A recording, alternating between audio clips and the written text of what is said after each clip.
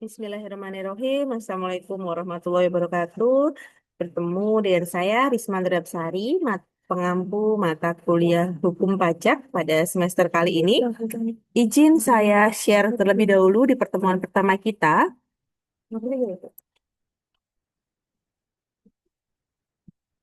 Baik, teman-teman sudah tampak di layar ya, di layarnya teman-teman terkait dengan hukum pajak. Mata kuliah yang saya ampu di sini adalah hukum pajak, di mana pertemuan pertama kita akan membahas mengenai beberapa subbab awal terlebih dahulu, bagaimana cara nanti pembelajaran mengenai kontrak kuliah, lalu kita akan berbicara mengenai definisi ataupun filsafat dan fungsi dari pajak itu sendiri. Lalu di sini ada tujuan pembelajaran ya. Mahasiswa diharapkan mampu mengenai tentang sistematik dari hukum pajak itu apa. Lalu mahasiswa dapat memahami tentang hubungan hukum pajak dengan hukum perdata. Nah, di sini saya sudah kelompokkan beberapa materi pembelajaran kita pada pertemuan yang pertama. Kita akan belajar mengenai definisi, filsafat, serta fungsi dari pajak itu sendiri seperti apa, lalu sistematika hukum pajak dan hubungan hukum pajak dengan hukum perdata. Nah, teman-teman, sebelum kita membahas mengenai materi-materi pembelajaran pada hari ini, saya ingatkan terlebih dahulu di awal bahwa untuk nilai itu akan saya bagi dari UAS, UTS, tugas, presensi, serta keaktifan teman-teman. Nah, di sini untuk presensi, apabila presensi teman-teman kurang dari 75%, otomatis itu akan mendapatkan nilai C, di mana nilai C tersebut saya sebagai dosen tidak bisa untuk merubah karena itu sudah sesuai dengan sistem. Jadi diusahakan wajib teman-teman presensi ya di sini. Lalu untuk kontrak kuliah selanjutnya, yakni kontrak kuliah selanjutnya ini tugas. Saya akan memberikan tugas, biasanya satu kali tugas sebelum ujian tengah semester dan satu kali tugas setelah ujian tengah semester. Berarti ada dua tugas nanti yang harus teman-teman kerjakan, di mana nilai dari tugas tersebut akan menjadi nilai pembagi pada saat nilai akhirnya teman-teman nanti. Oke. Sampai sini mengenai kontrak pembelajaran kuliah kita mengenai hukum pajak sudah jelas ya. Baik, teman-teman, saya lanjutkan ke pertemuan yang pertama, yakni pengantar hukum pajak. Nah, di pengantar hukum pajak ini, teman-teman, berarti teman-teman sebelumnya sudah pernah memperoleh mata kuliah pengantar pajak atau akuntansi perpajakan. Nah, di sini Bu Risma akan review lagi. Apa sih yang dimaksud dengan pajak? Nah, di dalam Undang-Undang Ketentuan Umum Perpajakan Nomor 28 Tahun 2007 Pasal 1 Nomor 1 disebutkan bahwa pajak itu merupakan kontribusi wajib kepada negara oleh terhutang oleh orang pribadi atau OP yang sering kita sebut dan badan yang bersifat memaksa. Nah, dasar pemaksaan tersebut itu berdasarkan dengan undang-undang dengan tidak mendapatkan imbalan secara langsung dan digunakan untuk keperluan negara bagi sebesar-besarnya untuk kemakmuran rakyat. Itu adalah definisi dari pajak menurut Ketentuan Umum Perpajakan Nomor 28 di tahun 2007.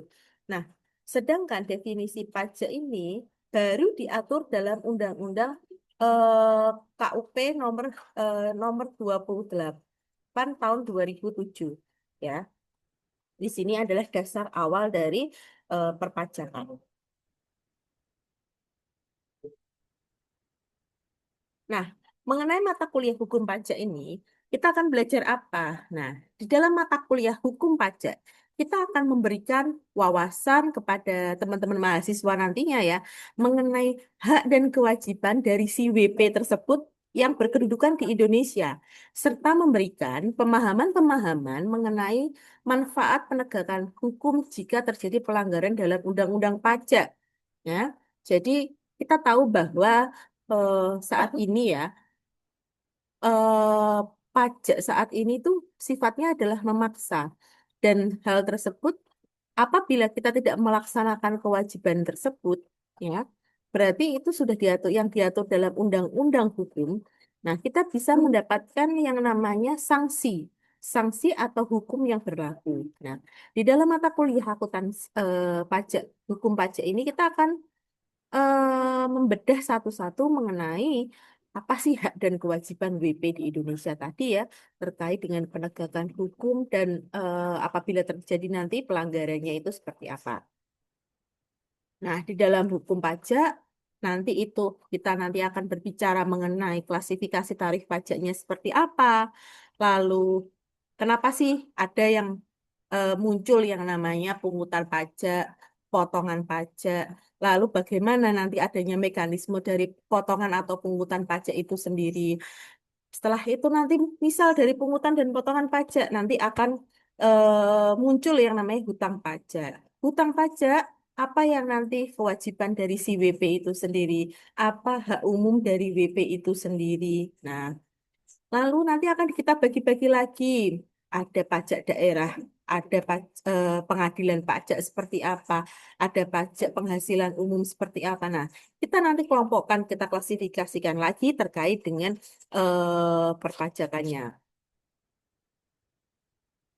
Hmm. Pada pertemuan pertama, ini mahasiswa diharapkan nanti eh, mampu ya memahami mengenai latar belakang dan landasan hukum perpajakan ya, di mana nanti teman-teman akan mempelajari mengenai filsafah, fungsi pajaknya, mengurai tentang sistematik hukum perpajakannya, hubungan tentang hukum pajaknya seperti apa. Nah, kita akan belajar mengenai hal tersebut. Nah, tadi kita sudah belajar mengenai definisi, selanjutnya kita akan belajar mengenai falsafah pajak. Falsafah di dalam perpajakan ini memiliki yang namanya kesesuaian dengan dasar falsafah negara. Apa itu? Dasar falsafah negara adalah Pancasila ya. Sesuai dengan sila kelima, kalau kita berbicara mengenai hukum berarti kita kaitkan dengan undang-undang, kita kaitkan dengan landasan undang-undang hukum yang ada di Indonesia. Nah, kita kaitkan dengan falsafah negara yaitu Pancasila. Ya, Pancasila pada sila kelima, teman-teman itu ada sila kelima itu yang harus berbunyi ya, harus mendapat tempat dan dijabarkan dalam setiap peraturan pada undang-undang perpajakan. Dan di sini peraturan perundang-undangan perpajakan ini merupakan cerminan dari Pancasila dengan kelima silanya ya, dari sila satu sampai dengan sila kelima. Nah, selanjutnya dari eh, MPRS melalui TAP MPRS nomor 20 MPRS 1966 ini ditetapkan ya bahwa Pancasila ini merupakan sumber dari segala sumber hukum di Indonesia. Berarti Pancasila itu adalah sumber dari segala sumber mengenai hukum yang ada di Indonesia. Oleh karena itu, setiap peraturan perundang-undangan termasuk di bidang perpajakan pun ini juga mengacunya atau bersumbernya dari Pancasila. Dan ini tidak boleh bertentangan dari sila satu sampai dengan sila kelima dari Pancasila itu sendiri. Ya, terkait dengan falsafah pajak ya. Jadi teman-teman harus paham, harus mengetahui kenapa sih kita sebagai warga Indonesia yang sudah memiliki penghasilan eh, ataupun yang sedang menjalankan suatu usaha, kenapa sih harus ada pajak? Nah, kita kembali lagi ke falsafah pajak yang ada di Indonesia. Semuanya itu mengacu pada kesesuaian dasar dari falsafah negara, yakni Pancasila. Ini juga sudah diatur ya di TAP MPRS nomor 20, MPRS 1966, itu juga sudah diatur.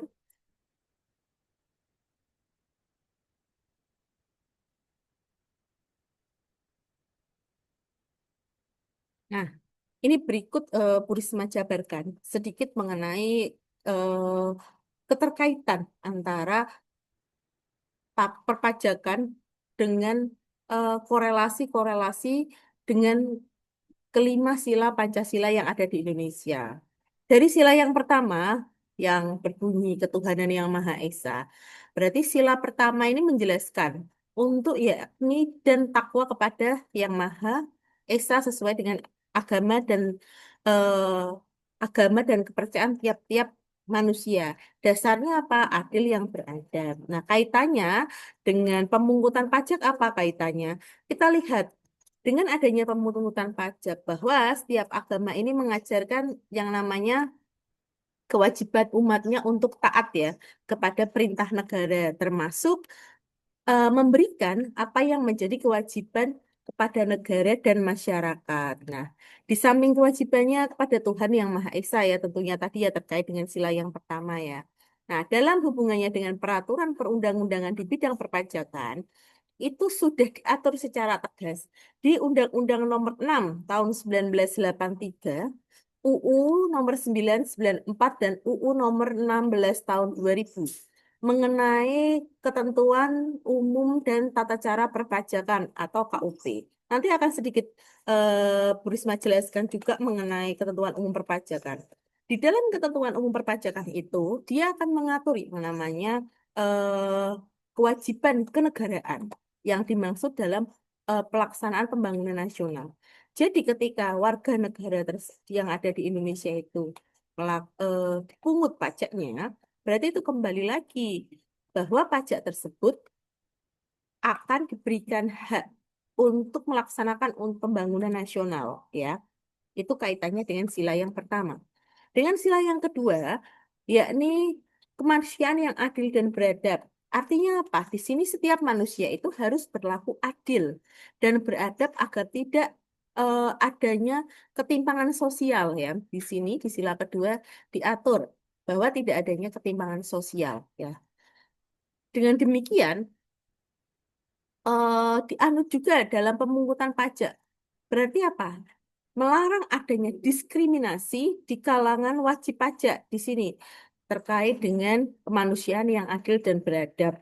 Adanya tidak ada diskriminasi di kalangan wajib pajak dalam di dalam lapangan perpajakan. Ini diwujudkan melalui adanya toleransi. Biasanya eh, dibuatlah kebijakan-kebijakan dalam penentuan tarif perpajakan ya.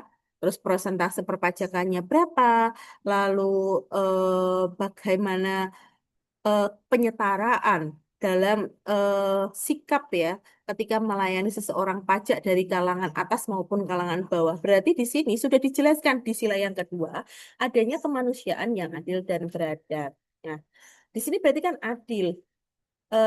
Tarif pajak perpajakan di Indonesia, teman-teman bisa cek ya di tarif baru itu mulai kena TER namanya ya. Itu mulai dari 60 juta.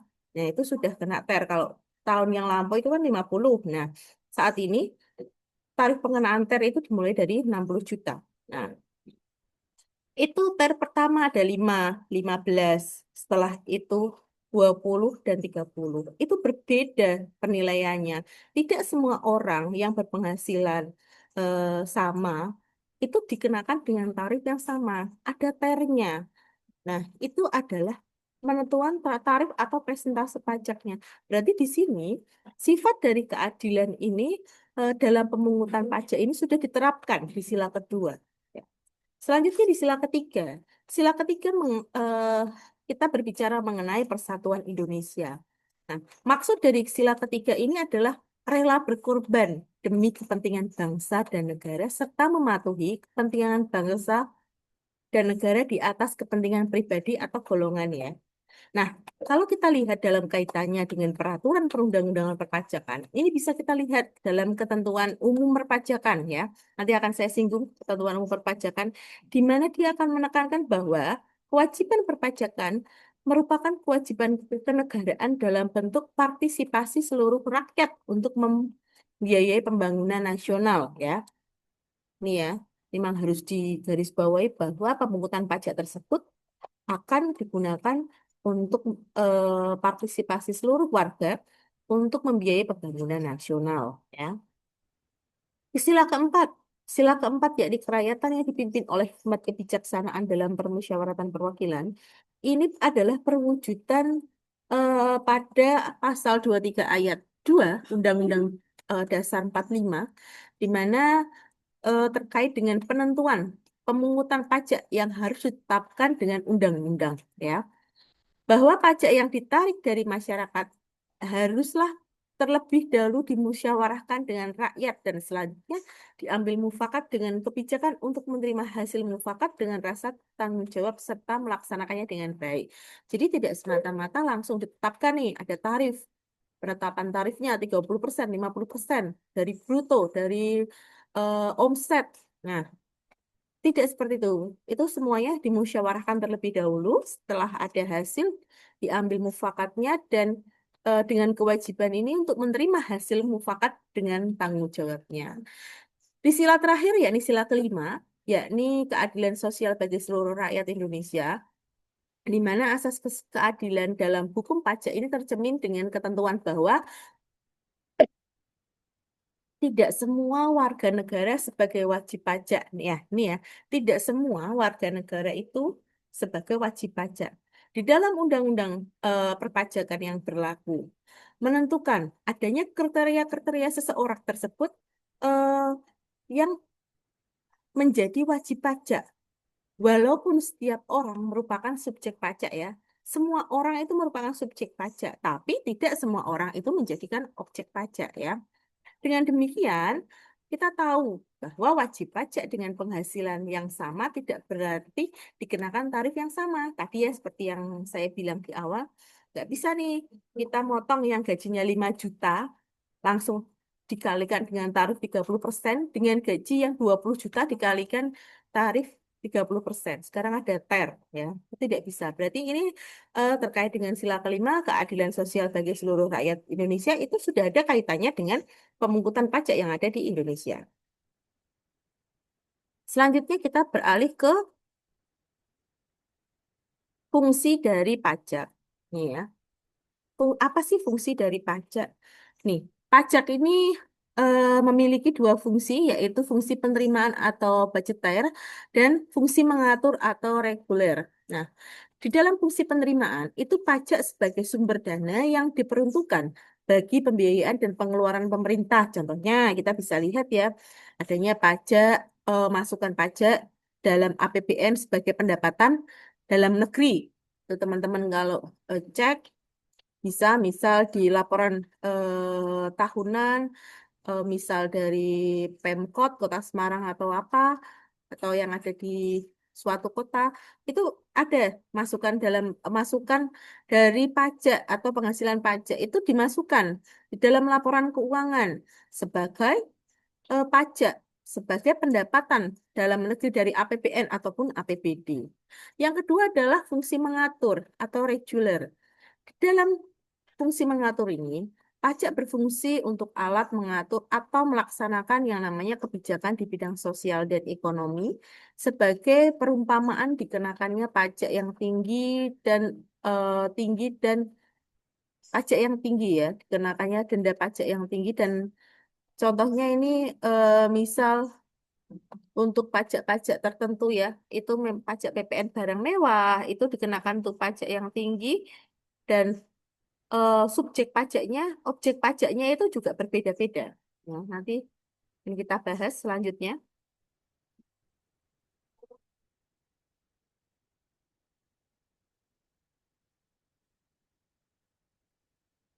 Pajak juga mempunyai fungsi yang sangat strategis dan berlangsungnya pembangunan suatu negara ya. Tadi ada regulator, budgeter, terus ada fungsi retribusi, ada fungsi demokrasi. Sama ya, fungsi penerimaan tadi sama fungsi mengatur itu sama kurang lebihnya. Lalu ada fungsi retribusi. Dalam fungsi retribusi ini lebih ditekankan pada unsur pemerataan serta keadilan dalam masyarakat yang berasal dari lapisan dan lapisan tarif ya. Lapisan tarif pengenaan pajak dengan adanya tarif pajak yang lebih besar untuk penghasilan yang lebih tinggi. Tadi ya diatur dalam tarif TER-nya. Penghasilan pajak yang lebih besar berarti TER-nya itu semakin lama juga semakin tinggi. Selanjutnya adalah fungsi demokrasi. Nah, dalam pajak, fungsi demokrasi ini merupakan sistem gotong royong. Kita bilang demokrasi itu adalah sistem gotong royong, di mana fungsi ini akan berkaitan dengan yang namanya pelayanan pemerintah terhadap masyarakat, dengan kaitannya tadi ya, membayar pajak, hingga disimpulkan bahwa pajak ini mempunyai beberapa fungsi. Ada penerimaan, fungsi mengatur tadi, fungsi retribusi, sama fungsi demokrasi. Nah, ini adalah beberapa fungsi pajak yang ada di Indonesia. Nah, selanjutnya kita akan membahas mengenai sistematika hukum pajak. Nah, nampak di layar bahwa terdapat dua jenis sistematika hukum pajak, yaitu hukum pajak material dan hukum pajak formal. Apa itu hukum pajak material dan hukum pajak formal? Hukum pajak material itu adalah hukum pajak terkait dengan norma-norma ya. Norma-norma di mana dia akan menyatakan perbuatan, keadaannya, peristiwa hukum yang wajib dikenakan pajak, lalu siapa yang harus dikenakan pajak, lalu berapa besarnya pajak atau penentuan tarif yang harus dikenakan. Nah, di sini ada dua. Se- Dalam hukum pajak material, ada hukum pajak material, lalu ada hukum pajak formal ya, dalam sistematika hukum pajak. Di dalam hukum pajak material itu juga mengatur mengenai timbal balik, tentang timbulnya, besarnya penghapusan hutang pajak, serta hubungan hukum dengan antara wajib pajak dengan pemerintah. Kalau material itu berarti terkaitnya dengan angka ya, jelas ya di sini nanti ada yang namanya hutang pajak, denda pajak, dan berkaitan dengan material ya, dengan angka, dengan nominal. Selanjutnya adalah hukum pajak formal. Hukum pajak formal ini isinya isinya adalah ketentuan-ketentuan yang mendukung dari hukum pajak material. Jadi hukum pajak formal ini bisa kita sebut eh, sebagai ketentuan-ketentuannya, ya, di mana ketentuan-ketentuan tersebut mendukung dari ketentuan hukum pajak material yang dibutuhkan nanti ketika akan melaksanakan atau merealisasikan ketentuan hukum material. Nah, di dalam hukum pajak formal itu memberikan perlindungan pada fiskus dan wajib pajak serta memberikan jaminan bahwa hukum pajak material dapat dilaksanakan segera mungkin.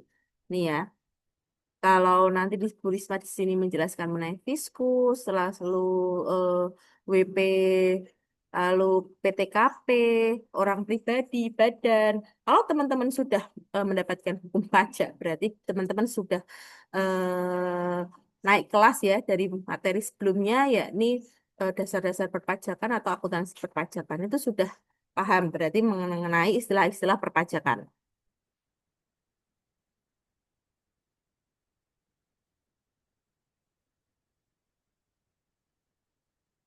Nih, tadi di dalam sistematika hukum pajak material ya, tadi ya hukum pajak material itu diatur dalam Undang-Undang Nomor 12 Tahun 85. Awalnya itu diatur dalam Undang-Undang tahun 1985.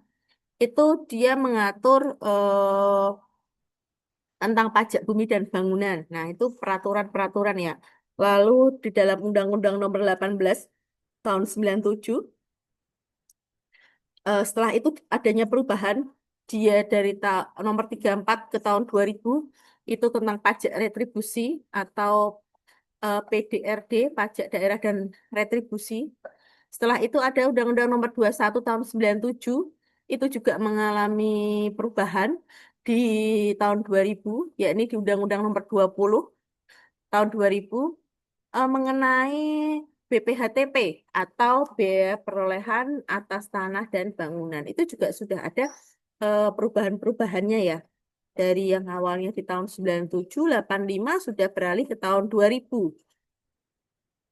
Pengaturan pajak hukum material ini, pengaturan hukum pajak material dan formal ini mengalami perubahan semenjak adanya pembaharuan perpajakan nasional atau yang namanya tax reform ya, di mana dulu pengaturan hukum pajak material dan formal ini dijadikan satu. Nah, dapat dilihat di dalam eh, ordonasi pajak pendapatan di tahun 1944 dan ordonasi pajak perseroan atau PPS dulu namanya itu.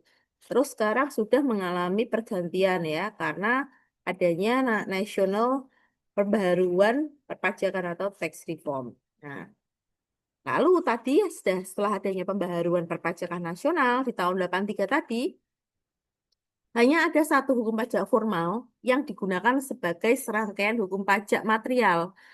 Pengaturan dengan cara lama ini mempunyai kelebihan yang dapat memungkinkan ketentuan dari hukum pajak formal itu sendiri. Nah, sekarang sudah diganti ya semuanya ya.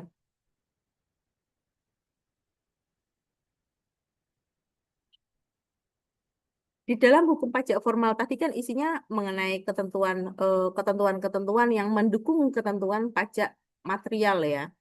Nah, apa saja sih hal-hal yang diatur atau yang bisa diatur di dalam ketentuan pajak formal? Ini biasanya surat pemberitahuan ya, baik surat pemberitahuan massa maupun tahunan SPT ya. Kita bisa yang sering kita dengar ya ini SPT massa sama SPT tahunan, baik WP maupun OP. Lalu ada SSP, surat setoran pajak.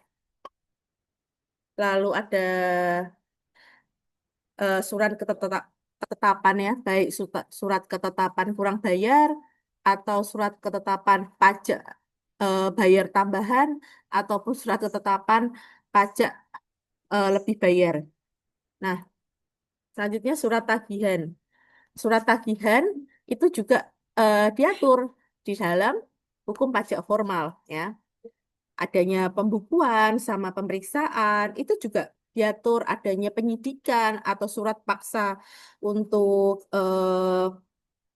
keberatan banding atau sanksi administratif terkait dengan perpajakan atau sanksi pidana lainnya yang berhubungan dengan perpajakan itu semua diatur di dalam pajak formal ya, ketentuan-ketentuan tersebut.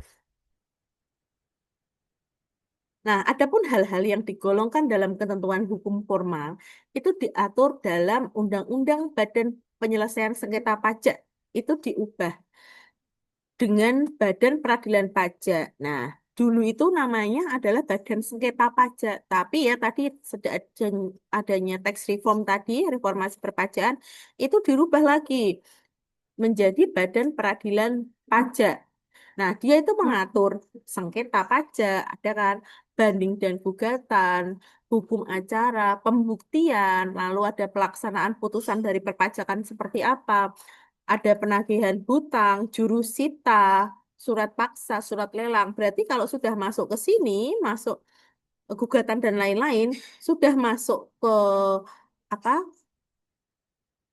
mengenai sudah masuk ke peradilan pajak, itu berarti WP tersebut atau wajib pajak tersebut itu berarti sudah masuk ke ranah pemeriksaan pajak, di mana nanti diminta semua untuk datanya, misal untuk data 5 tahun ke belakang. Semuanya data diminta, lalu akan diperiksa, dihitung ulang semua pajaknya, baik PPN masukan, PPN keluarannya, PPh 21, PPh 23-nya, PPh 25, 29-nya, dihitung semua. Pajak finalnya, 4 ayat 2, semua akan dihitung.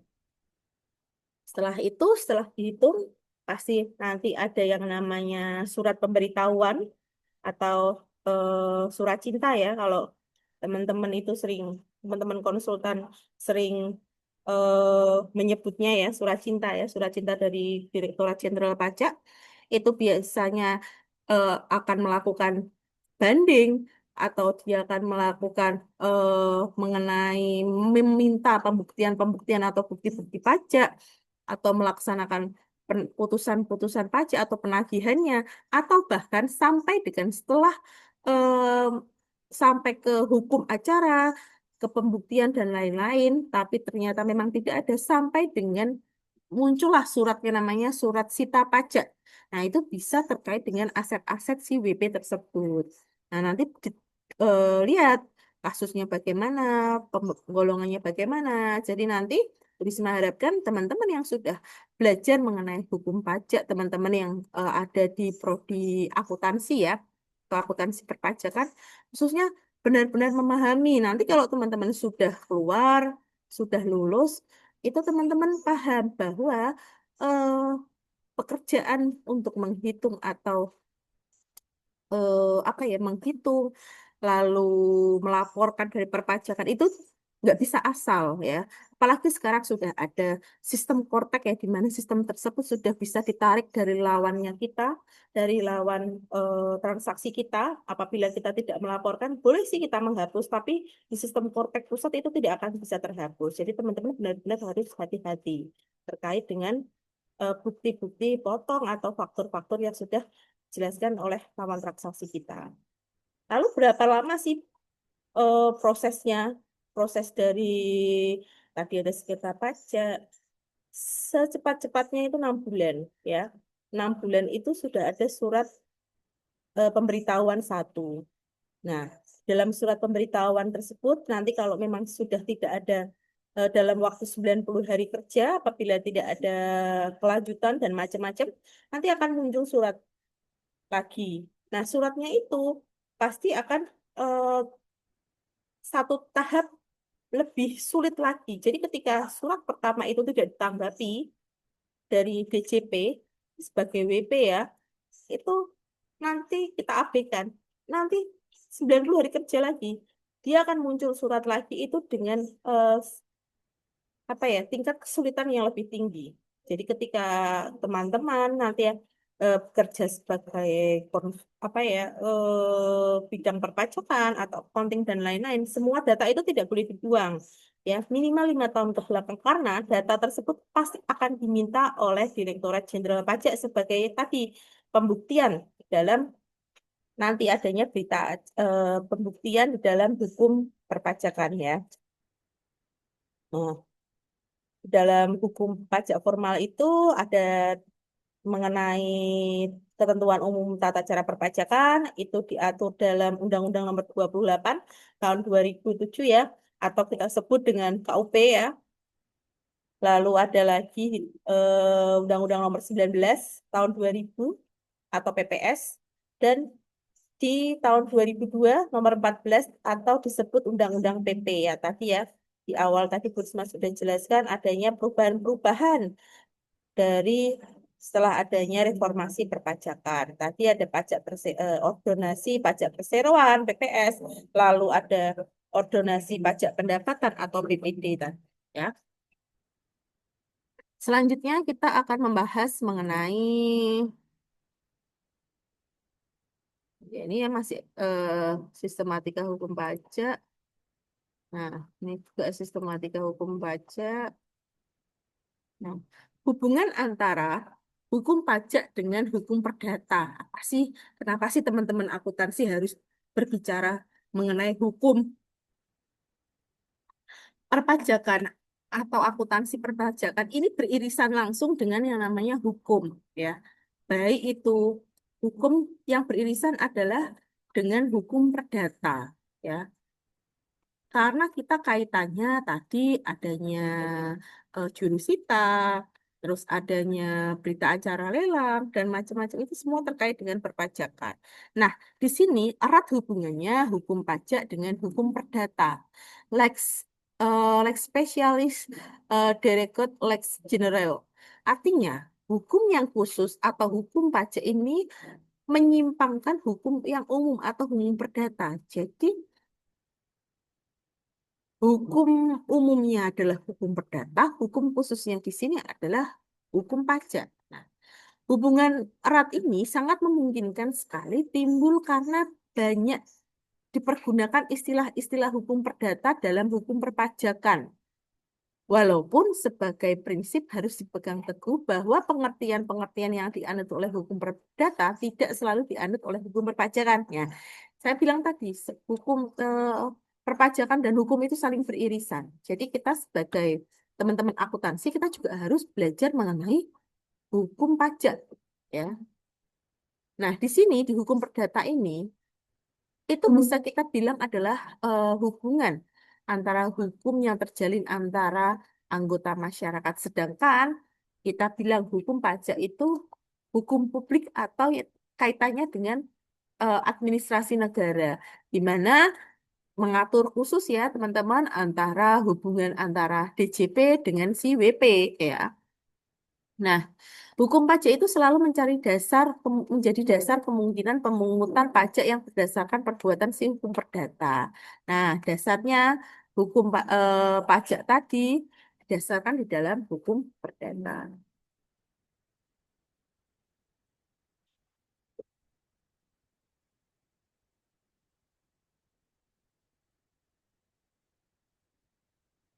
Selanjutnya, nih, reformasi pajak. Tadi sudah sedikit saya singgung mengenai reformasi perpajakan ya. Perpajakan sendiri itu terjadi adanya perkembangan ekonomi ya, masyarakat yang terus-menerus memberikan rasa keadilan, lalu pelayanan kepada wajib pajak.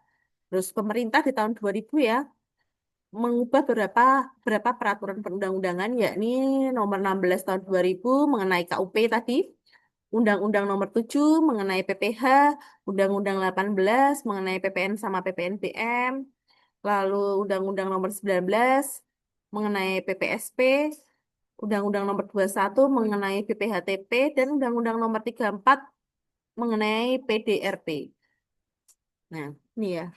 Lalu yang terakhir itu ada undang-undang mengenai tarif bea materai itu nomor 24 tahun 2000. Ini adalah eh, reformasi pajak di tahun 2000 ya. Ini nah, di sini adanya reformasi pajak itu kan kewajiban ya, kewajiban membayar pajak ya. Di amandemen Undang-Undang 1945 khususnya kita lihat di pasal 23A itu disebutkan di situ bahwa pajak dan pungutan lainnya yang bersifat memaksa untuk keperluan negara diatur di undang-undang. Berarti di sini sudah digarisbawahi bahwa pajak itu sifatnya memaksa. Nah, tapi diatur di dalam undang-undang untuk keperluan negara. Dengan maksud lain, pajak itu harus berlandaskan undang-undang. Berarti pemungutan pajak tersebut mendapatkan persetujuan dari rakyat melalui apa? Kalau rakyat berarti suaranya melalui DPR.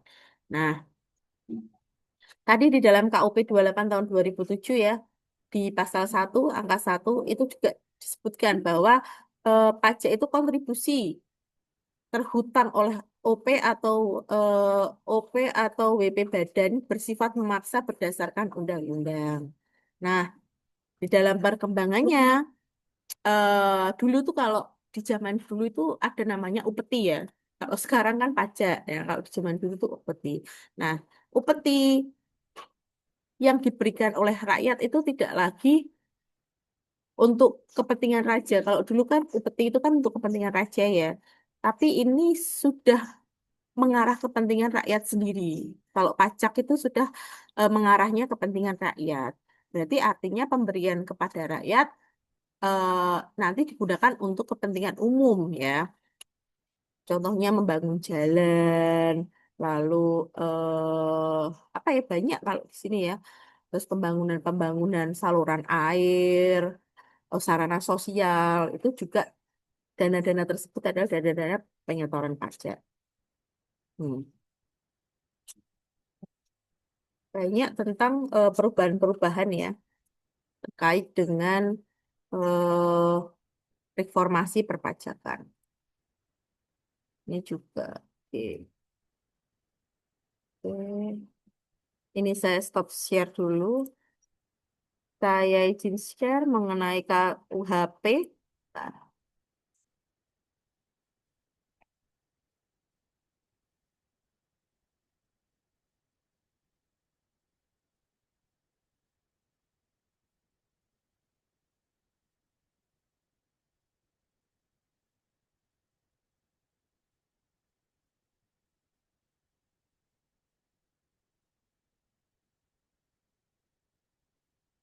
oke, saya izin share lagi.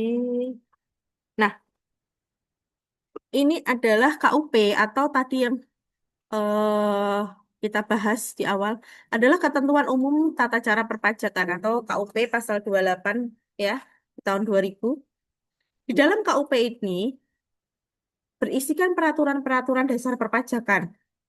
Indonesia mengatur hak kewajiban perpajakan serta kewenangan fiskus dalam melaksanakan administrasi perpajakan. Nah, KUP sendiri di sini adalah menjadi landasan dalam pelaksanaan pajak ya.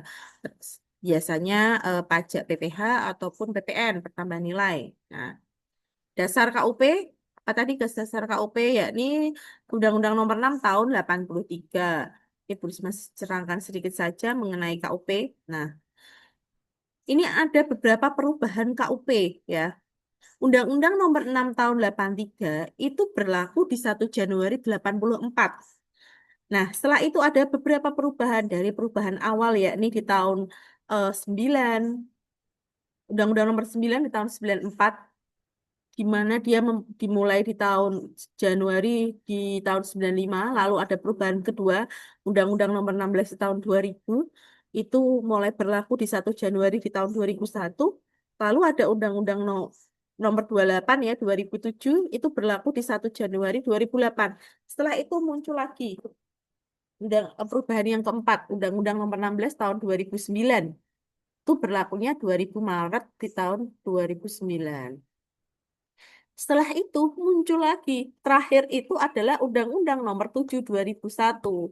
Di dalam Undang-Undang Nomor 7 di tahun 2001 itu eh, terkait dengan harmonisasi peraturan perpajakan yang mulai berlaku di 29 Oktober 2001 sampai dengan saat ini ya. Itu masih KUP-nya kita masih berlandaskan di Undang-Undang Nomor 7 2021. Tapi sejarah dari KUP sendiri adalah Undang-Undang Nomor 65 di tahun 83. Nah, fungsi dari KUP sendiri ini kita bisa lihat ya, dia sebagai landasan administrasi perpajakan, dasar hukum pemeriksaan dan penagihan perpajakan, sebagai instrumen perlindungan hukum bagi si WP. Nah, ini adalah KUP. Nah, di sini, di dalam KUP itu mengatur yang namanya subjek dan objek dari perpajakan. Ini Bu Risma sedikit saja mengenai KUP. Nah, siapa yang diatur adalah wajib pajak orang pribadi. Lalu wajib pajak badan, ada PKP, ya ini pengusaha kena pajak, pemungut atau pemotong pajak. Nah, haknya apa? Haknya menurut KUP ya. Kita berbicara menurut KUP, dia akan mendapat NPWP, dapat mengajukan keberatan, restitusi, banding, mendapatkan pelayanan yang adil. Nah, itu sesuai tadi ya dengan undang landasan yakni Pancasila dari sila 1 ke sila 5 sampai dengan sila 5 tadi ya. Terus kewajibannya apa saja dari WP? Itu kewajibannya dia harus mendaftarkan dirinya sendiri, lalu menghitung besarnya pajak berapa, membayar tepat waktu, melapor, serta menyimpan pembukuan. Nah, di dalam KUP itu sudah dijelaskan bahwa pembukuan itu harus disimpan. Minimal kalau untuk WP pribadi dan untuk perusahaan itu minimal 10 tahun ya. Kalau untuk jenis perusahaan seperti finance keuangan, jasa keuangan, perbankan itu ya, pembukuan tersebut harus disimpan minimalnya adalah 10 tahun ya. Berarti nggak bisa, oh pembukuan bulan ini udah selesai, kita buang selagi kita buang nggak bisa. Itu harus teman-teman administratifkan. Ya, itu adalah sedikit mengenai ketentuan umum perpajakan. Nah, nanti di dalam hukum pajak yang lain kita akan membahas mengenai landasan-landasan yang diatur dalam PPN, PPNBM, pajak masukan, pajak keluaran. Kita akan bahas semuanya di pertemuan selanjutnya. Oke, ini saya stop share dulu. Baik teman-teman, pada hari ini kita sudah membahas mengenai definisi, falsafah, dan fungsi pajak itu sendiri. Lalu kita sudah membahas mengenai sistem hukum pajak serta hubungan hukum pajak dengan hukum perdata, serta tadi saya tambahkan ketentuan umum perpajakan ya, untuk review teman-teman lagi kenapa sih kita harus belajar mengenai hukum pajak. Baik, saya akhiri. Apabila ada pertanyaan, bisa dituliskan di kolom chat atau di kolom siakat yang sudah tersedia ataupun di WhatsApp grup. Terima kasih, sampai bertemu selanjutnya di pertemuan kita yang kedua. Assalamualaikum warahmatullahi wabarakatuh.